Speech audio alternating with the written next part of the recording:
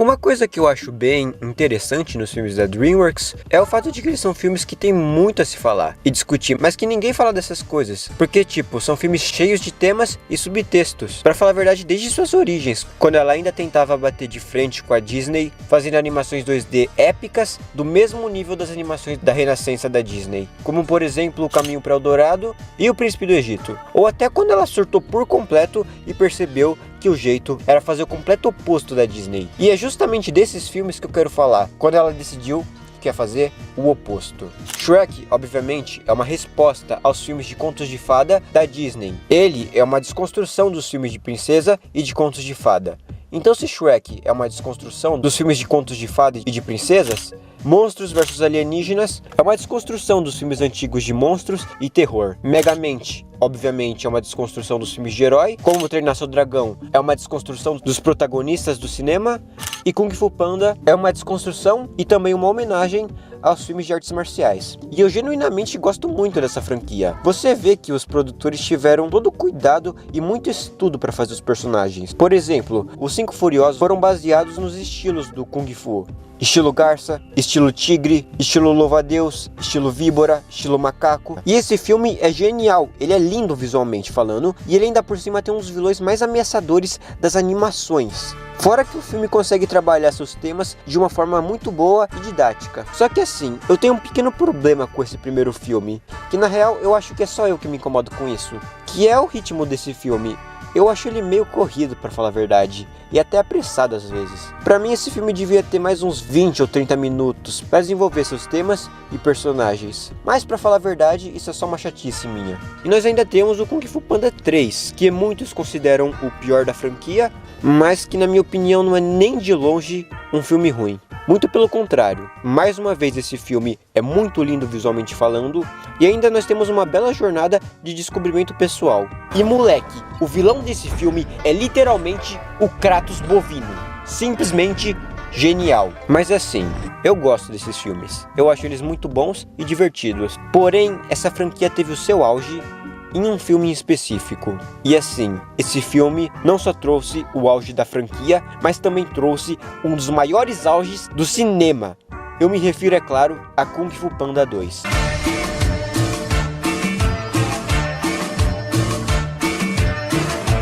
Esse filme é simplesmente perfeito, ele é desprovido de defeitos. E é sério, eu queria saber o que acontece na DreamWorks, porque é assim, eles fazem um primeiro filme, e esse primeiro filme é muito bom, ele é bem divertido, é aquele filme que você sempre vai se lembrar como esse grande marco da sua infância.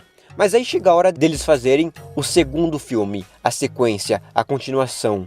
E meu amigo, aí ferrou, porque eles só falam: beleza, nós vamos fazer o filme mais épico da história, um filme maior do que a vida e ponto. E dito e feito, eles fazem isso em toda a continuação de seus filmes. Porque além de Kung Fu Panda 2, nós ainda temos Shrek 2 e Como Treinar Seu Dragão 2, que são épicos, perfeitos e que realmente são maiores do que a vida. Então tá, é até difícil eu começar a falar desse filme, de tão bom que ele é. Então, como de costume, eu vou começar falando dos temas e dos subtextos da obra. Então, se o primeiro filme é sobre provar o seu valor e não julgar pela aparência, visto que até um panda preguiçoso pode se tornar o lendário dragão guerreiro, eu diria que esse filme é um filme sobre aceitação, principalmente aceitar o seu passado. O Po, durante o filme todo, tenta fugir do seu passado, mas ele sempre é perturbado por lembranças e pesadelos, visto que ele não consegue encarar o seu passado e seguir em frente. E isso é um dos motivos que levam à derrota dele no filme. E só quando ele finalmente aceita o seu passado e encara ele, ele finalmente entra em paz consigo mesmo e atinge a paz interior. Agora ele pode finalmente olhar para o futuro e seguir em frente. É um filme bem didático. Só que assim, para me analisar melhor os subtextos desse filme, é bom eu falar da trama, porque eu quero muito falar dessa trama que é simplesmente épica. E bem, a trama gira em torno de 2 personagens, o Po, que é o protagonista da história, e o vilão, que assim, esse é só o maior vilão já criado na história do cinema e nas histórias em geral, Lord Shen.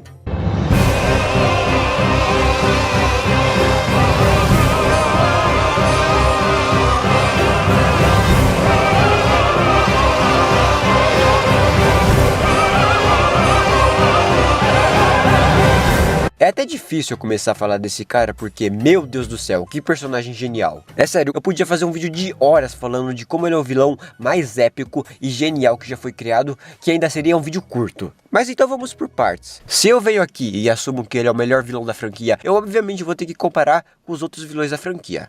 É até interessante eu comparar ele com os outros vilões da franquia, porque vejamos, o Tai Lung é simplesmente imponente e ameaçador. O cara é simplesmente um leopardo das neves gigantesco que vai te dilacerar se você entrar no caminho dele. E o Kai é simplesmente um Yaki, um bisão gigantesco, que ainda por cima tem as lâminas do caos, e ele é basicamente o Kratos bovino. Então você vê que eles são dois animais extremamente ameaçadores e fatais, mas o Lord Chen é justamente o contrário disso. Ele é só uma ave, um pavão, que inclusive é uma ave muito associada à beleza e à delicadeza. Mas você pode ter certeza que por mais que ele seja o animal mais indefeso e menos ameaçador dos três que eu citei aqui, o Lord Chen com certeza é o vilão mais cruel e impiedoso dos três. Pode ter certeza disso. E uma outra coisa que eu acho muito interessante nele é o design dele. Ele obviamente não é uma ave muito grande, então ele é até menor do que os outros membros dos Cinco Furiosos e do que outros personagens do filme. Mas mesmo assim ele consegue ser tão intimidador quanto. E ele faz isso de várias maneiras, seja pelo próprio design do personagem, que quando o leque da cauda dele abre, você vê que ele parece muito maior do que ele realmente é, e também pelo próprio discurso dele, tanto no original quanto dublado, consegue fazer com que o personagem tenha uma voz calma e que ao mesmo tempo é assustador. E uma outra coisa interessante no design dele é o uso das cores. Ele é quase que monocromático, ele é um pavão completamente branco, com exceção das tatuagens do símbolo dele que são vermelhas. E eu acho que isso mostra o quão fixo esse personagem é. Ele não muda o filme todo, ele é só pura maldade o filme todo e apenas. Porque, por exemplo, o Walter White em Breaking Bad, no começo da série, quando ele ainda é só um cara normal, ele veste roupas que são praticamente da mesma cor das paredes da sua casa. O que mostra que ele é invisível e que ele passa batido por todo mundo. Mas ao longo da série, quando ele vai se tornando o Heisenberg, ele começa a usar roupas de cores mais fortes e muitas das vezes roupas verdes, que estão associadas ao dinheiro e à ganância do personagem. Isso mostra o quão o personagem mudou, mas o Lord Chen, ele é justamente ao contrário. Ele é só pura maldade o filme todo. Não que o Walter White não seja pura maldade, mas enfim, vocês entenderam. Uma coisa interessante nesse personagem é a maneira que ele ataca, porque diferente do Kai e do Tai Lung, que basicamente todas as cenas que eles aparecem, eles estão lutando, o Chen não tem quase nenhuma luta no filme todo. E sabe por que ele não ataca? Porque ele tem um exército de lobos vorazes que atacam por ele. Sim, um exército de lobos. Uma ave conseguiu domar um exército de lobos arqueiros. Inclusive o personagem que faz quase tudo por ele no filme todo é esse lobo caolho general, que só pelo fato dele ser dublado pelo Reginaldo Primo faz com que ele seja tão imponente quanto o próprio Tai Lung. Por mais que eu nem lembre o nome dele. Mas enfim, ele é incrível. Não, é sério, esse cara é simplesmente épico. Ele chama o exército dele, o Ivando pra lua. Baby,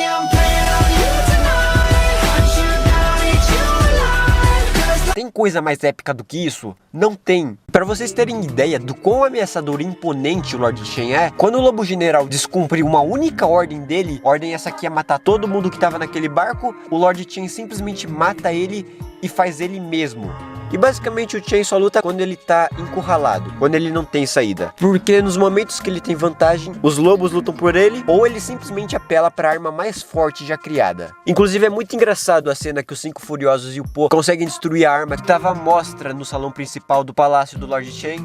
E nessa cena eles estão levando a vantagem, porque eles conseguem destruir a arma e ainda conseguem escapar. Mas quando o Po tem uma única distração, quando ele vê o símbolo do Lord Chen, o jogo vira por completo, o Lord Chen consegue fugir e adivinha, tem mais uma porrada de outras armas que são tão destrutivas quanto. É sério, isso daqui é tipo Madara invocando o segundo meteoro contra a Aliança Shinobi. Todo mundo tava comemorando que eles conseguiram parar o primeiro meteoro, mas simplesmente viu um segundo. Do mesmo jeito que os Cinco Furiosos estavam comemorando que eles destruíram a arma, o Shen simplesmente invoca mais um montão de outras. Simplesmente épico.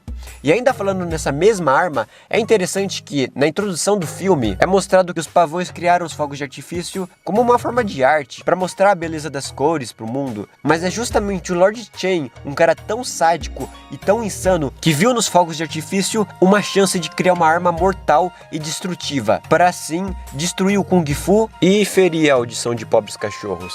E por fim, uma coisa que eu acho muito boa na introdução do vilão é que na cena de introdução dele, nós antes temos essa visão panorâmica da cidade e do antigo palácio dos pais dele. E conforme o Lord Chen vai andando, aquela cidade que era apenas uma cidade normal e colorida, vai aos poucos ficando cinza e vermelho, que é a cor do símbolo do Lord Chen. Isso mostra o quão poderoso ele se tornou. Ele nem chegou no palácio ainda, mas só a presença dele consegue mudar o clima. O cara é simplesmente intimidador. E logo em seguida, ele consegue matar o Mestre Rinoceronte com a sua nova arma, que é uma criação simplesmente mortal. E pra mim essa cena poderia ser melhor se o Mestre Rinoceronte tivesse sido apresentado antes, porque a gente teria uma noção do quão poderoso esse cara é e como que o Lord Chen simplesmente humilhou ele. Humilhou até na morte, porque ele prendeu os discípulos dele e transformou eles em covardes e ainda colocou o que sobrou do Mestre Rinoceronte, que era só o martelo dele, à mostra pra todo mundo ver o que ia acontecer com quem se opor ao poder do Lord Chen. Porque se um cara tão poderoso quanto o Rinoceronte morreu pelo Lord Chen, pode ter certeza que qualquer cidadão indefeso iria morrer também.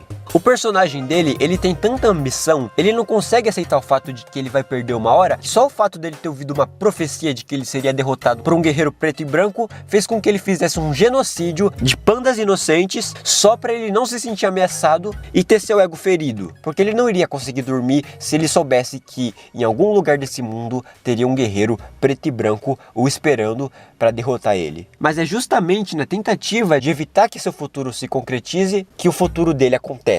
E agora, parando de falar um pouquinho do vilão, e sim falando do protagonista e dos temas do filme, é interessante que durante o filme todo, o Po é instruído a buscar a paz interior, porque essa é a próxima lição dele, essa é a motivação dele, encontrar a paz interior. Mas o Po, ele é um personagem cheio dos problemas. Quando ele descobre que ele é adotado, ele não consegue aceitar o passado dele. Ele fica fugindo o filme todo do passado dele. Ele não consegue aceitar que ele foi, entre aspas, abandonado. Na cabeça dele, ele criou uma ilusão de que os pais dele não se importavam com ele e que simplesmente abandonaram ele porque sim. Ele fica criando essas situações que nunca aconteceram na cabeça dele, quando na real a coisa era um pouco mais agridoce do que isso. É interessante que quando a vidente salva o Po começa a ter flashbacks do passado dele e ele imediatamente começa a evitar essas lembranças. Mas a vidente logo fala para ele parar de fugir dos problemas e do seu passado, porque esse é o grande conflito do Po o filme todo, aceitar o seu passado,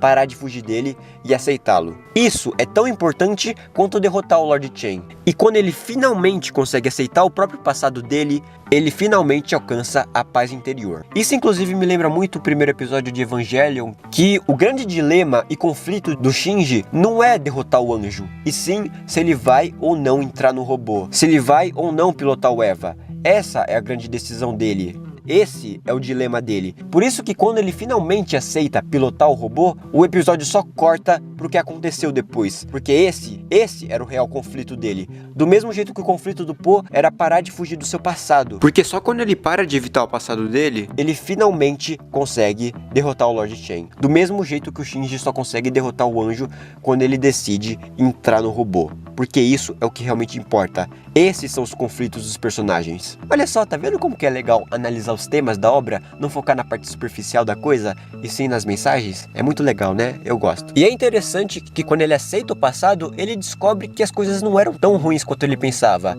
Ele foi abandonado por amor e proteção, para ele não ser morto do mesmo jeito que a mãe dele foi morta. Para ele não ser só mais uma vítima do grande genocídio que o Lord Chen fez. E também é interessante a relação da personagem da tigresa com o Po, porque é de se esperar que ela seja a durona que sempre vai julgar e bater no Po. Mas não, quando o Po realmente conta a verdade pros Cinco Furiosos, a reação da tigresa é até parecida com a reação da mãe do Po, e ela decide proteger o Po, o impedindo de se encontrar com Shen outra vez. Simplesmente lindo. E voltando a falar do personagem do Shen, a morte dele também é muito interessante, porque diferente do Tai Lung e do Kai, que foram mortos pelo Po, o Shen foi morto esmagado pela própria arma dele, por sua própria criação. Ou seja, isso quer dizer que ele foi esmagado pelas próprias ambições.